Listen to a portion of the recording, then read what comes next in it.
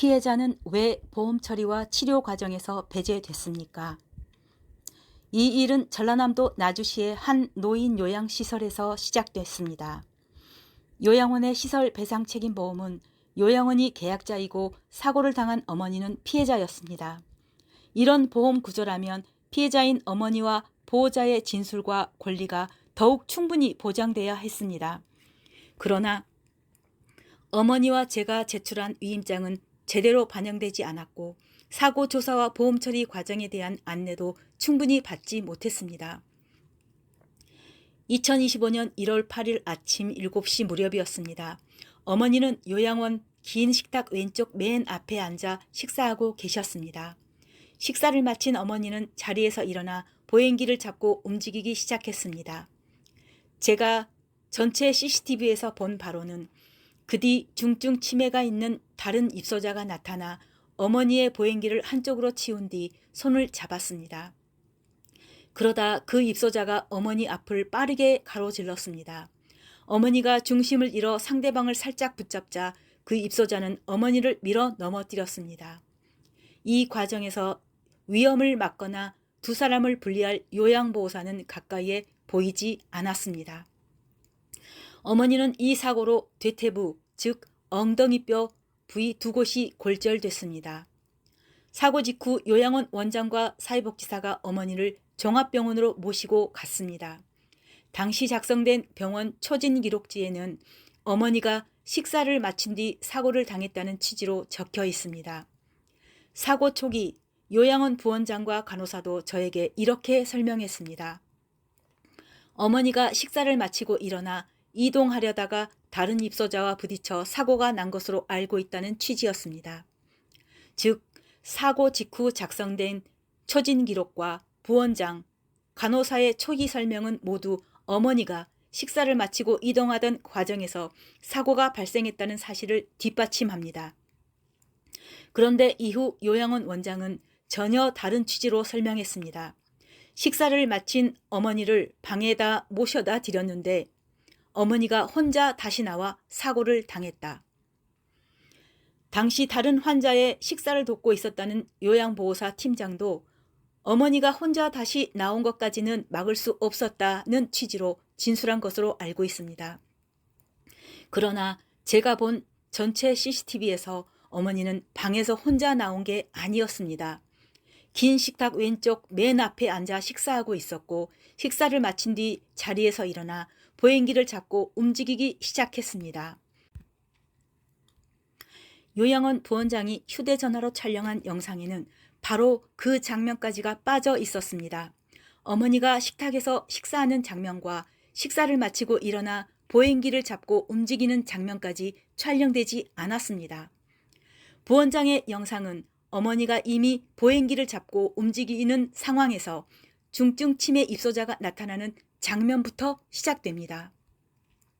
그래서 그 일부 영상만 보면 어머니가 식탁에서 일어나 곧바로 이동했다는 앞선 과정은 확인할 수 없습니다. 하지만 그 영상에도 중증 치매 입소자가 어머니의 보행기를 치우고 손을 잡은 뒤 앞을 빠르게 가로지르는 모습이 남아 있습니다. 어머니가 중심을 잃어 상대방을 살짝 붙잡자 그 입소자가 어머니를 밀어 넘어뜨리는 장면도 남아 있습니다. 입원 중인 어머니는 저에게 두 차례 말씀하셨습니다. 그 사람이 나를 밀었어. 두 사람이 나한테 미안하다고 했어. 저는 중증 치매가 있는 다른 입소자 한 사람만을 처벌해달라고 요청한 게 아닙니다. 그 입소자의 상태를 알고 있던 요양원이 식사 시간에 적절히 관리했는지, 보행기를 사용하는 어머니 가까이에 필요한 인력을 배치했는지, 두 어르신 사이의 위험한 상황을 예방할 수 있었는지를 조사해 달라고 고발한 것입니다. 그런데 영상에 어머니를 밀어 넘어뜨리는 장면이 남아 있는데도 요양원의 관리 감독 문제는 수사에서 다뤄지지 않았습니다. 그 결과 요양원 원장은 무혐의 처분을 받았고 저는 현재 그 처분에 대해 항고 중입니다. 제가 CCTV를 확인하러 갔을 때 요양원 원장은 저에게 모니터를 보지 말고 뒤돌아 있으라고 했습니다. 그 뒤 원장이 혼자 마우스로 영상을 선택했습니다. 저는 어느 시간대를 선택했는지 어디서부터 재생했는지 직접 확인할 수 없었습니다. 원장은 112에 신고하면 경찰과 함께 CCTV를 보고 원본을 확보하게 해주겠다고 3차례 말했습니다.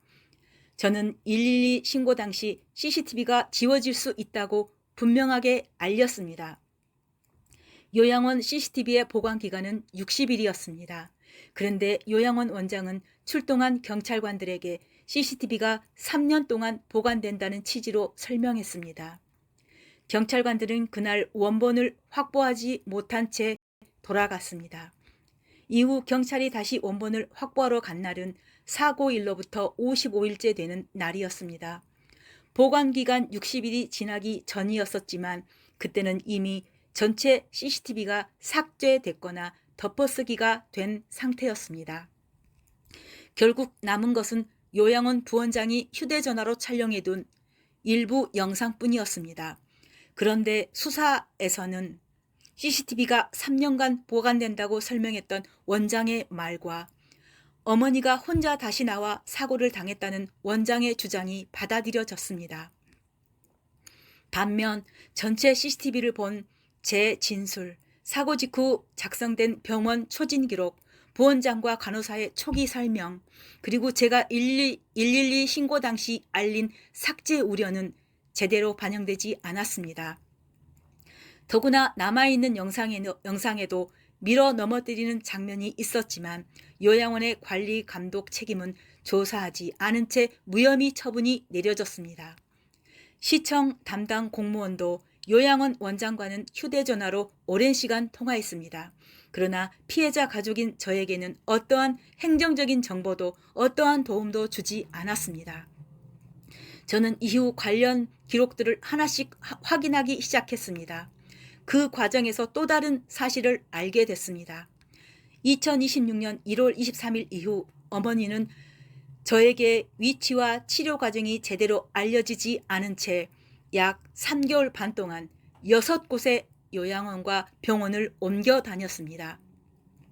한 곳에서 안정적으로 치료받은 것이 아닙니다. 불과 3개월 반 동안 요양원과 병원 6곳을 연이어 이동한 것입니다. 그동안 저는 어머니가 어디에 계신지 계속 찾았습니다. 병원과 요양원에 전화하고 직접 찾아가고 기록을 확인했습니다. 5년 동안 진료해온 주치의 병원으로 모셔 제대로 치료하려 했습니다. 그러나 어머니가 이동한 6곳에는 기존 요양원의 촉탁병원, 요양원 원장이 직접 전화해 소개한 병원, 요양원과 협력 관계 있던 병원, 다시 입소한 기존 요양원, 그리고 그 요양원에서 직접 이송된 응급실 등이 포함되어 있었습니다. 저를 찾는 어머니는 저와 만나지 못한 채 병원이 아닌 기존 요양원으로 2차례 다시 들어갔습니다. 그중 한 번은 어머니에게 급성기 치료가 필요했고 제가 5년 주치의 병원으로 전원시키려 준비하던 바로 그날이었습니다. 그러나 어머니는 그날 다시 기존 요양원으로 이동했습니다. 그리고 상태가 좋지 않아 바로 다음날 그 요양원에서 응급실로 이송됐습니다. 약 3개월 반 동안 6곳을 계속 옮기는 사이 어머니의 상태는 점점 더 악화됐습니다. 결국 산소 공급과 비관 영양이 필요했고 의식도 크게 저하됐습니다. 저는 누군가를 이 영상만으로 공개적으로 단죄하려는 것이 아닙니다. 다만 다시 묻고 싶습니다.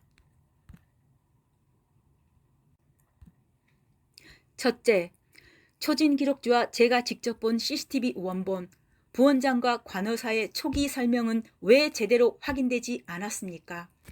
경찰은 CCTV 보관 기간이 3년이라는 말과 원장의 사고 설명을 받아들였습니다. 그 결과 요양원 원장은 무혐의 처분을 받았습니다. 그런데 왜 다른 핵심 기록과 진술은 제대로 반영되지 않았습니까?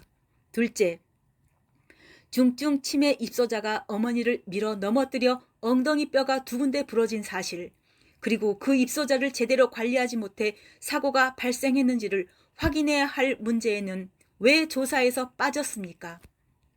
남아있는 영상에 밀려 넘어지는 장면이 있는데도 왜 요양원의 관리 감독 책임은 다뤄지지 않았습니까?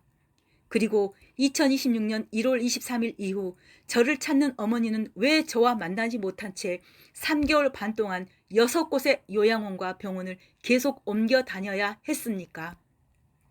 왜 한 곳에서 안정적으로 치료받지 못하고 불과 3개월 반 동안 6곳을 전전하면서 회생 불가능한 상태까지 병이 깊어졌습니까? 급성기 치료가 필요했던 어머니는 왜 병원이 아닌 기존 요양원으로 2차례나 다시 들어갔습니까? 그중 한 번은 왜 바로 다음날 응급실로 이송돼야 했습니까? 저는 어머니를 계속 찾았습니다.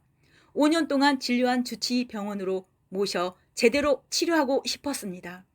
제가 알고 싶은 것은 단 하나입니다. 어머니에게 실제로 무슨 일이 있었는지, 왜 피해자인 어머니와 딸인 제가 사고 조사와 보험 처리, 행정 절차와 치료 과정에서 계속 배제되었는지입니다. 사라진 CCTV 원본과 남아있는 기록들을 다시 확인해 주십시오. 저는 어머니에게 일어난 일이 사실대로 밝혀질 때까지 이 질문을 멈추지 않겠습니다.